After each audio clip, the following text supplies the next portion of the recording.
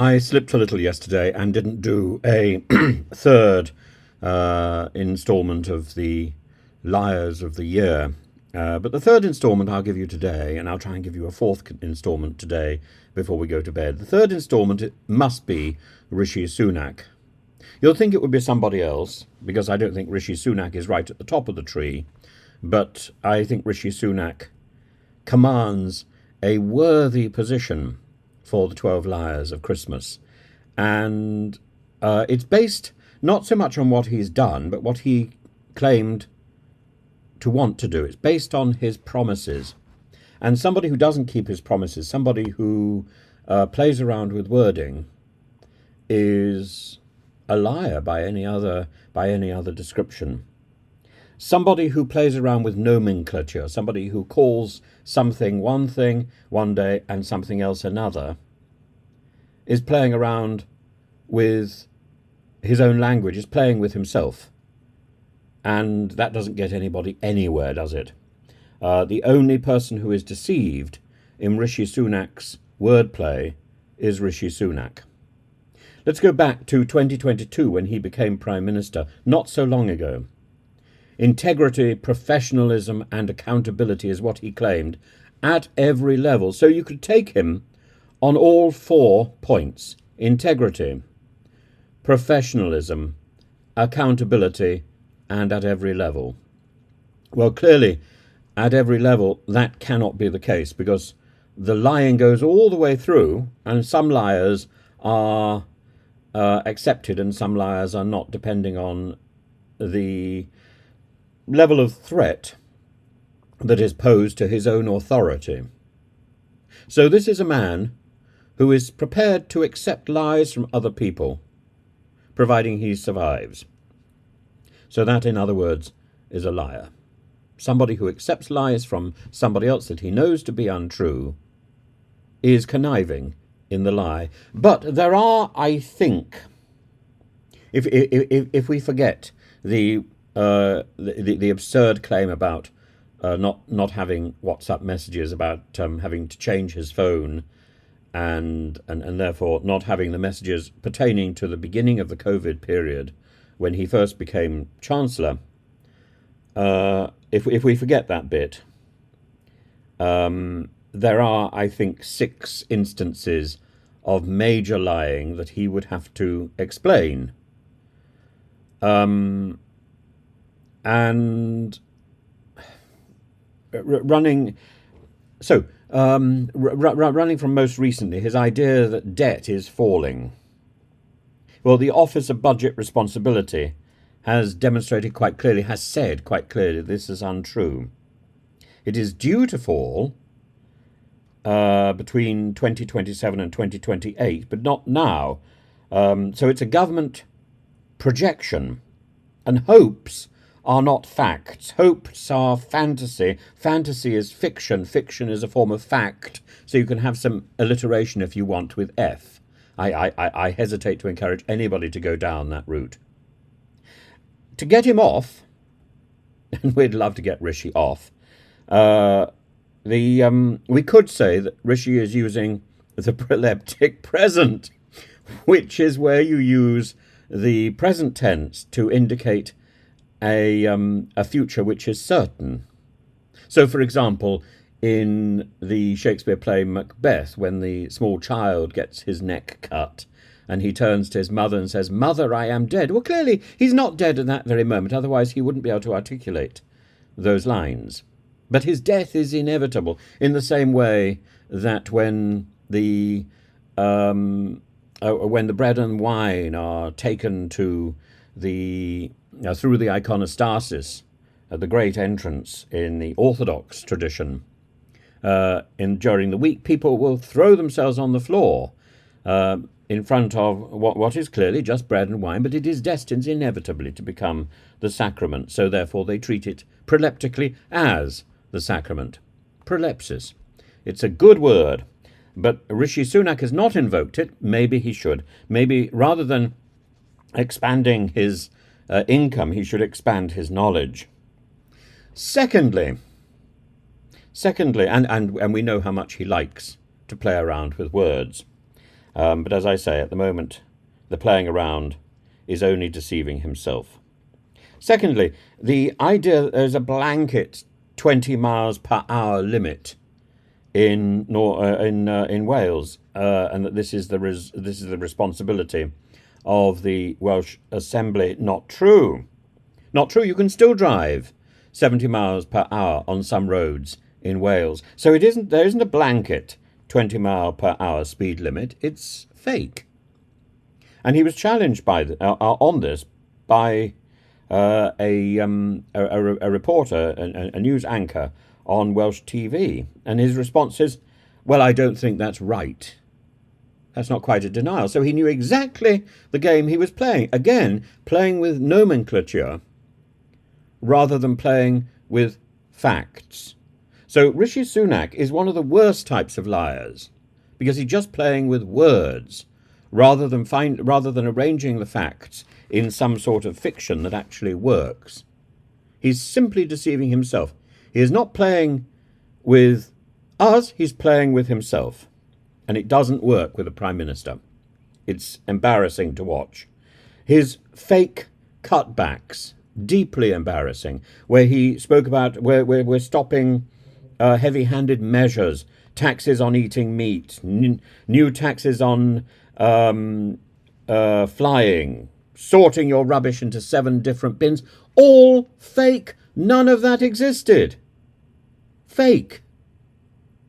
And if we go back to his original 3 or 4-point promise, integrity, professionalism, accountability at every level, well, the basis of integrity is honesty of language. Professionalism, I don't know what it is to be a professional prime minister in these days, because all he has to do is look back to Theresa May, Boris Johnson, and to a certain extent to David Cameron, all of whom, and Liz Truss, all of whom are in, let's leave Liz Truss out for a moment, but Cameron, Johnson, Truss, all admired in deceit. Liz Truss, enveloped in the ordure of stupidity. School funding. So when there were problems identified in schools, not least the RARC problem, Sunak denied that he had cut funding as the Chancellor. Completely and utterly wrong, he said, that he had done this. And yet the facts speak differently. Spending dropped under Sunak's chancellorship. While Sunak was the Chancellor of the Exchequer, funding for schools demonstrably dropped from £765 million in 2019 to £45 million, 45.6 to £416 million in 2021. That's a drop of just under 50% over 2 years. And over 2 years when Rishi Sunak was Chancellor of the Exchequer. He cannot avoid responsibility for reducing the school budgets. Now the other two are more interesting. First is the claim that crime is 50% lower than it was 13 years ago, when the Conservatives took office. It's only 50% lower because Rishi Sunak has pruned the data from the statistics. So he's decided that there are particular areas of data that are no longer relevant in a sort of like-for-like comparison. So there wasn't computer misuse in 13 years ago. There wasn't fraud in the same way 13 years ago. The laws have changed. The criminal laws have changed, and therefore he removes 4.4 million offences, million crimes, from the figure. So what we've got now is 9 million total offences, but he doesn't recognise that because he's removed 4.4 million. So again, that's not really true. I suppose that's accountability, isn't it? At least accountancy. And then finally we come to migration. So, among the various charges he's made is that lefty lawyers have been submitting false asylum claims, and that Labour is on the same side as the fake claimants. Now, this is demonstrably untrue on both sides. First of all, the idea of a lefty lawyer is nonsensical. A lawyer can only deal with the laws that are in existence, and whether the lawyer is whatever the lawyer's political persuasion may be, they're still only able to deal with the laws that are there.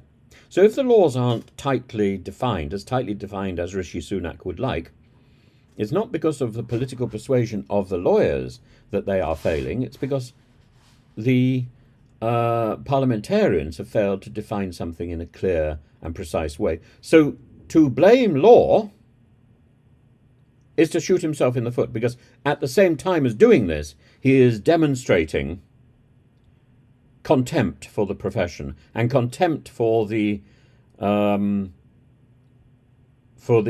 profession on which the Conservative Party rests. That is the party of law and order. That's what the Conservative Party prides itself on being.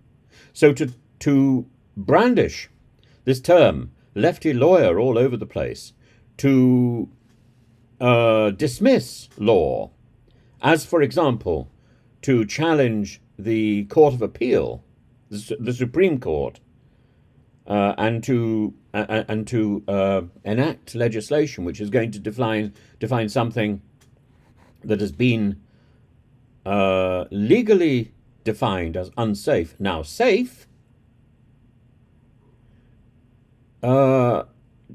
cuts at the very roots of our legal system. I think it's only a matter of time before somebody appears in a criminal court and says that they are merely testing the law when they when they are pocketing stolen goods, that they wish to redefine the law when they are charged. So I think Rishi Sunak is playing a very, very dangerous and foolish game. Tim Montgomery, who's one of these people in the conservative writer thing, what did he write? I can't remember. But he says it's unbecoming of a prime minister. That's professionalism. That's integrity. And accountability, well, we only have to look at what he said about the Welsh speed limits. He just simply shrugs and says, well, I think you'll find that's untrue. I don't think that's right. It's just he says, she says. Nonsense. Rishi Sunak needs to grow up and play in the real world rather than play with himself. It's embarrassing watching this self-indulgent stupidity at work in the highest office in the land.